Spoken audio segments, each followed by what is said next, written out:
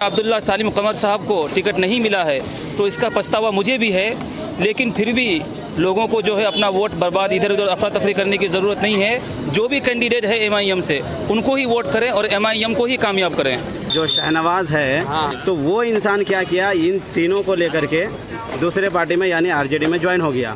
तो आरजेडी में ज्वाइन होने के बाद आज उसका खुलासा निकल के आया है कि वो तीनों को बिल्कुल टिश्यू पेपर के जैसा यूज़ करके फेंक दिया गया है और कलवा जो है अपना रास्ता बना लिया है। हम जिस ओहदे पे आए थे वो एमआईएम के बदौलत आए थे। बिल्कुल बिल्कुल। जिस तरह से उन्होंने धोखा देने का काम किया तो आज तेजस्वी यादव ने उनको बता दिया कि आवाम के साथ अगर आप धोखा करेंगे तो हमारे साथ भी धोखा होने वाला है। ये तमाम साथी जो है बिहार के हैं, इसी में से एक साथी और हैं जो हमारे साथ हैं, जो हमारी बात करते हैं, जो पार्लियामेंट में हमारी बात उठाई जाती है, जिस पार्टी से आप और हम लोग जो लगाव और मोहब्बत है वो हमारा एमआईएम पार्टी है। तो हम आवाम से ही दरख्वास्त करना चाहते हैं कि अपने वोटों को इधर उधर ना वोट करते हुए एकजुट होकर के एमआईएम को सपोर्ट करें, उसके बहने तले आ करके जिताने का काम करें। अच्छा, मुसव्विर साहब जो काफ़ी वर्षों से लगातार उस मैदान में थे लेकिन कभी कामयाबी उनको हाथ नहीं लगी, इस बार वो आए हैं, फिर उसको कांग्रेस ने उस पर भरोसा जताया। क्या मुसव्विर साहब को मौका नहीं मिलना चाहिए? नहीं, बात तो दरअसल ये है कि उसको भी मौका देना चाहिए, लेकिन जिस तरह से हम लोग देख रहे हैं, हमारा जो नज़रिया देखने का कि जिस तरह हमारी वोटों की जो कीमत को हम समझते हैं, जहां जिस तरह से रुझान होना चाहिए, हमारे कीमती वक्त उधर जाने चाहिए। अच्छा, जो लोग भाग गए थे मजलिस को धोखा दे करके, दगाबाजी करके, तेजस्वी ने टिकट काट दिया है, तो उसको पता चल गया आइन वक्त में। पार्टी के साथ उन्होंने 1 से 1.5 साल रहा, उसके साथ जो रवैया रहा बहुत अच्छा रहा। जब पार्टी से छोड़ने के बाद सिंबल देने का वक्त आया तो उन तीनों का सिंबल ना देते हुए वहाँ से उसको टिकट काट दिया। तो इससे उसको ये पता चला कि एमआईएम पार्टी से हमने जीत हासिल की थी, हमारा एक क़यादत बना था, हम जिस ओहदे पे आए थे वो एमआईएम के बदौलत आए थे। बिल्कुल बिल्कुल। जिस तरह से उन्होंने धोखा देने का काम किया तो आज तेजस्वी यादव ने उनको बता दिया कि आवाम के साथ अगर आप धोखा करेंगे तो हमारे साथ भी धोखा होने वाला है।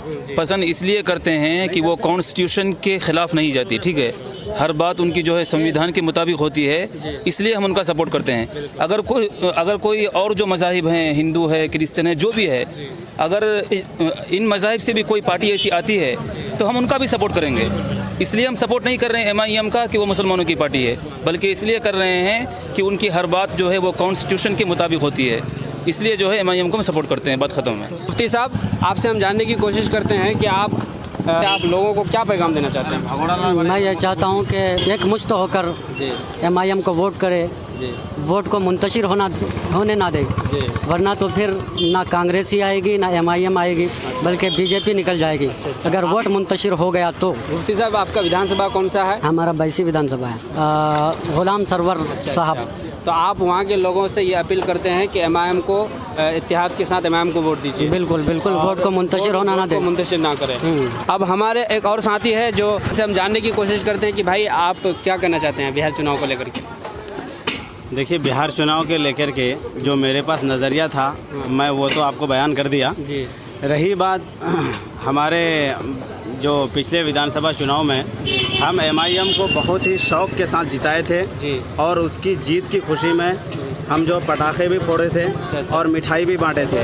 लेकिन एक बात का बहुत अफसोस हुआ मुझे उस टाइम पे कि कुछ ही सालों के बाद वो लोग जो है शहनवाज है तो वो इंसान क्या किया, इन तीनों को लेकर के दूसरे पार्टी में यानी आरजेडी में ज्वाइन हो गया। तो आरजेडी में ज्वाइन होने के बाद आज उसका खुलासा निकल कर आया है कि वो तीनों को बिल्कुल टिश्यू पेपर के जैसा यूज़ करके फेंक दिया गया है और कलवा जो है अपना रास्ता बना लिया है, अपना घर, अपना मंजिल वो बना लिया है। आज इन लोगों को एहसास हुआ कि हम लोग को भागना नहीं चाहिए, आज एहसास हुआ है। और एसपी के बेटा जो है इम्तियाज़ एसपी, वो अपनी गलती भी कबूल कर लिया है कि वो अब बयान में रो करके बोल रहा है कि हमारी गलती इतनी है कि हम दूसरे पार्टी में ज्वाइन हुए आपके हित के लिए, आपके फ़ायदे के लिए। लेकिन जहाँ तक मुझे उम्मीद है और जहाँ तक मैं देखा हूँ कि उसमें मेरी हम लोगों की कोई भी हित नहीं है और कोई भी फ़ायदा नहीं हुआ। समझिए। आपका विधानसभा कौन सा है?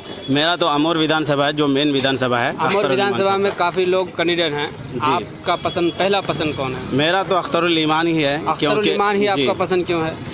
क्योंकि उससे एक दिली लगाव है और एक बासलाहियत लीडर है। और उसके बाद मजलिस इत्तेहादुल मुस्लिमीन से आते हैं वो, और उसके बाद जो है उससे बहुत सारी चीज़ें हमारी है उनके ताल्लुकात से, जो इसलिए मुझे अख्तरुल ईमान साहब पसंद है। आप लोग जो है मजलिस इत्तेहादुल मुस्लिमीन को कामयाब करें और ज़्यादा से ज़्यादा तादाद में अपने वोटों को इधर उधर ना बिखेरें, बल्कि एक तरफ़ा जो है मजलिस इत्तेहादुल मुस्लिमीन को वोट करें।